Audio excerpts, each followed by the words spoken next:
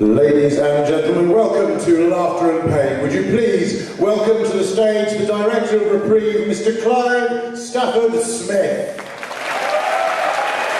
Years ago, when I was, 2 years ago, when I was in Guantanamo Bay and I was being threatened with arrest down there, they accused me of smuggling underwear into one of the prisons, one of the British guys called Shakarama. They said I had smuggled Under Armour underpants and Speedo swimming trunks. It is indeed a criminal offence to smuggle Speedo swimming trunks to anybody. They're tasteless, horrible, as anyone who knows the Australians will know.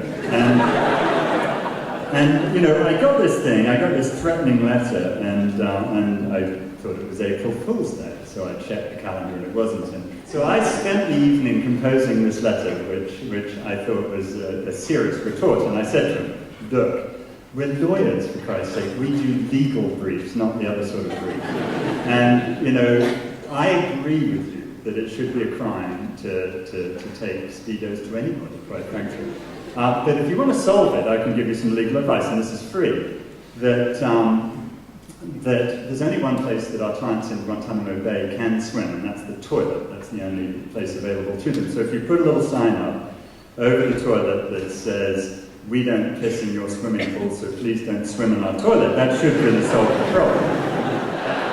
I don't know how you feel about the way it all worked out. I mean, I'm not a big fan of David Cameron, I have to say. I imagine if this kind of vaguely left-leaning thing, I will be amongst friends. I just can't stand the tosser, I'm afraid.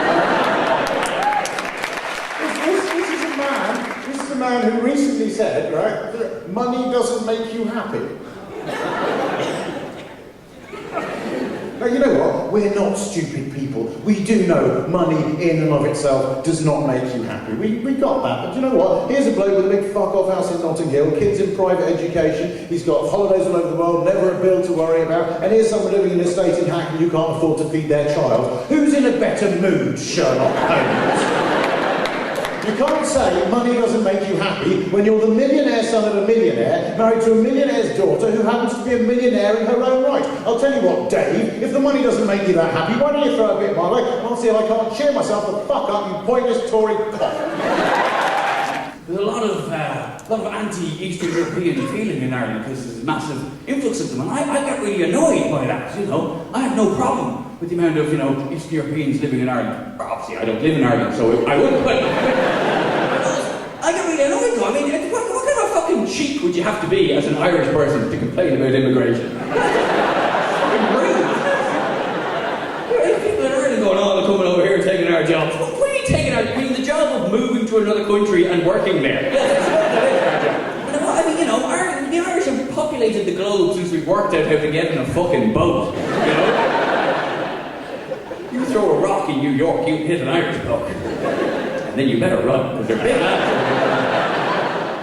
So it's lovely to be back. I live in South London, I live near Oval and in a little park, Kennington Park. And what I didn't realise when I moved there is that there's a little well in the park and Amy Winehouse lives in the well. I know, it's mad. The Camden thing is a massive cover-up, it's just more of a holiday home, but her base is the well. And I know because I was walking back from the shop with a little bag of shopping, I just happened to glance into the well and she was just sitting at the bottom of the well. I was like, fucking hell, Amy Winehouse. And she looked up at me and she was like, trying to make me dollar to really had a body center. Yeah, that's a family blah blah blah blah blah blah blah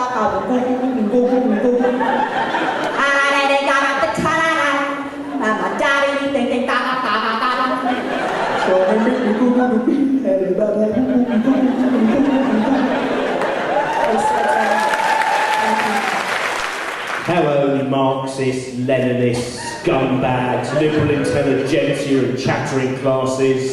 It's nice to be amongst you. Never know what's wrong with being a member of the liberal intelligentsia. It's the worst thing, isn't it? To both have a desire to be intelligent and also a desire for fair play. It's disgusting, isn't it? And the thing is, when you're in your 40s, you suddenly realise, I didn't do drugs in my teens, and then you start doing drugs in your 40s. I did ecstasy for the first time when I was 42. Ecstasy is not a drug for a 22 stone, 42-year-old man. I want to be a kitten! I want to fly across the channel with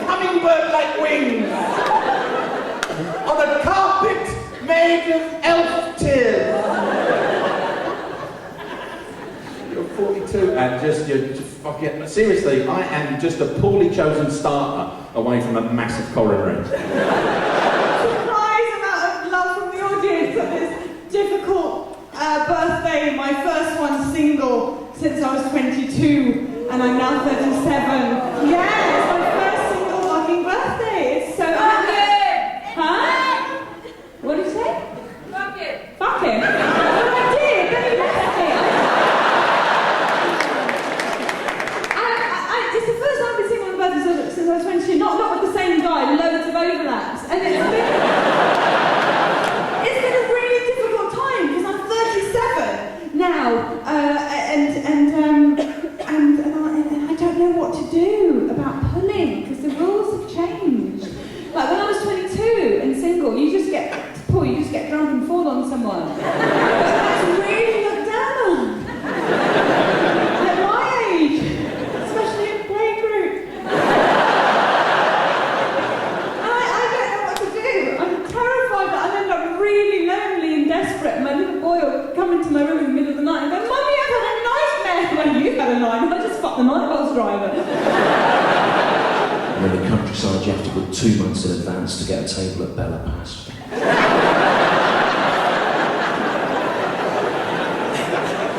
There's no cultural life in the countryside. There's nothing like this. There aren't theatres with blokes playing the piano and all different. There's nothing. There's nothing like this in the country. All there is a corn exchange in a market town 50 miles away. And there's only 3 shows on all year, but despite that, they've got a lottery-funded lighting rig the size of Wembley Stadium.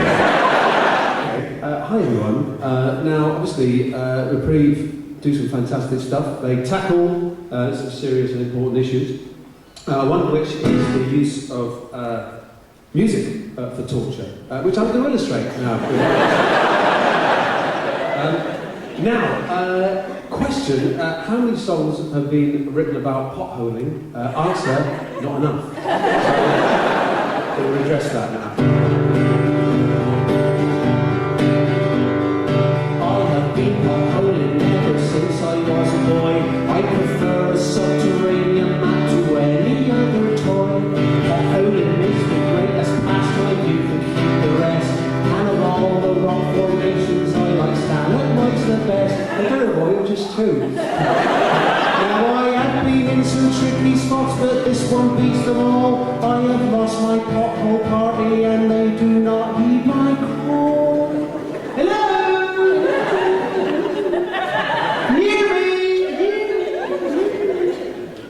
The plus side is I've got some chocolate and 2 boiled eggs. The minus is I've lost my torch and broken both my legs.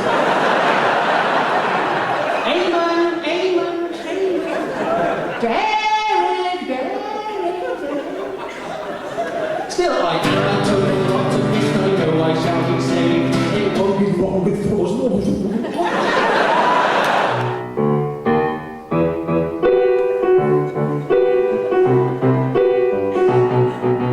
Yeah.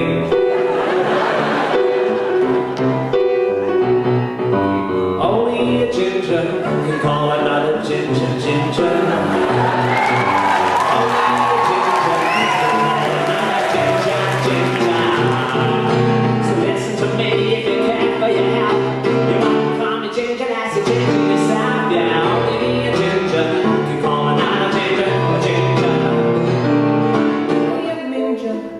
Sneak up on another ninja.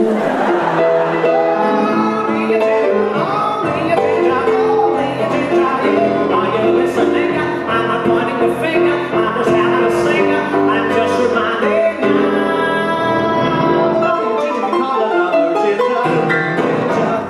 Hello, I'm Andy Zoltzman. I'm sporting Reprieve because, well, I like not being in jail for something I haven't done.